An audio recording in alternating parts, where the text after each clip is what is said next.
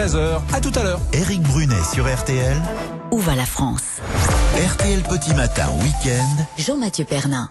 RTL Petit Matin Week-end. On a voulu déjà anticiper sur l'avenir. Vous voyez, c'est vrai qu'on prend notre temps dans notre machine à remonter le temps. On va parler de mardi prochain puisque c'est la journée internationale de l'alphabétisation. Et c'est important puisque malgré les progrès réalisés, figurez-vous qu'au moins 773 millions d'adultes dans le monde n'ont pas aujourd'hui les compétences de base en alphabétisation. Et ça, on va en parler avec Raphaël Vonconsant. Bonjour. Bonjour à vous. Alors vous êtes responsable des relations extérieures de Vision du Monde. Juste au départ pour expliquer aux auditeurs, Vision du Monde, qu'est-ce que c'est ? Bien sûr, donc bonjour, c'est Vision du Monde, c'est une ONG de solidarité internationale qui vient en aide aux enfants les plus vulnérables dans les contextes fragiles. Alors juste au départ, dans le monde, justement les problèmes d'alphabétisation, on a l'impression que ça ne se règle pas. Non, effectivement, en cette journée internationale de l'alphabétisation, qui a donc, comme vous l'avez dit, lieu mardi, l'ONG Vision du Monde souhaite mettre les lumières sur un constat assez alarmant. Un enfant sur 6 ne rejoindra pas les bancs de l'école en cette rentrée scolaire. Un enfant sur 6 dans le monde.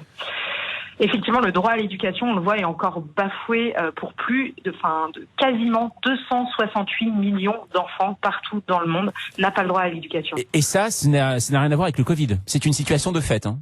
Non, c'est une situation de fait. Le Covid a bien sûr exacerbé les vulnérabilités et a accru le risque pour toute une génération. Mais les chiffres que je vous donnais, c'était même avant la pandémie. D'accord. Alors aujourd'hui, pourquoi finalement, malgré les problèmes de l'ONU, malgré la mobilisation de grandes institutions, pourquoi ça ne bouge pas ? L'extrême précarité dans laquelle grand nombre de pays sont encore plongés est vraiment un des facteurs les plus pondérants à la déscolarisation. On sait que des millions d'enfants ne peuvent pas se rendre à l'école car ils doivent parcourir encore des kilomètres chaque jour pour aller chercher de l'eau ou bien travailler pour aider leur famille à avoir juste accès aux moyens de subsistance. Sans parler aussi des enfants réfugiés qui sont, quant à eux, trop souvent pas intégrés au système scolaire des pays dans lesquels ils sont accueillis. Alors concrètement, est-ce qu'il y a des choses que l'on peut faire ? Pour une des façons de soutenir et pour permettre à chaque enfant d'aller à l'école, vous pouvez le faire en soutenant vraiment les actions de l'association qui est convaincue depuis toujours que le parrainage, c'est une solution efficace et durable pour éradiquer la pauvreté et pour faire en sorte que chaque enfant dans le monde ait accès à des conditions de vie décentes dans les domaines essentiels que sont l'accès à l'eau potable, évidemment, manger à sa faim, être en bonne santé et aller sur les bancs de l'école pour pouvoir briser le cercle vicieux de la pauvreté. Et vous diriez qu'il y a certains pays où c'est volontaire, ce manque d'alphabétisation de certains gouvernants ?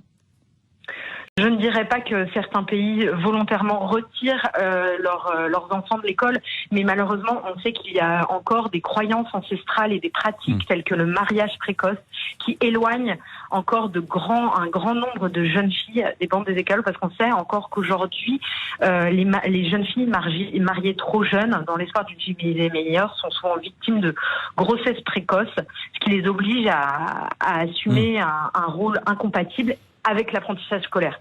Alors Raphaël Vonconsant, on a parlé du monde. En France, l'alphabétisation, c'est aussi un combat ? Alors en France, on parle davantage d'illettrisme que d'analphabétisme, parce que vraiment l'illettrisme, c'est le fait de ne pas avoir acquis une maîtrise suffisante de la lecture, de l'écriture ou du calcul, enfin les compétences de base, alors même qu'on a été à l'école. Alors que vraiment l'alphabétisation, ça concerne les personnes qui n'ont jamais été scolarisées. D'accord.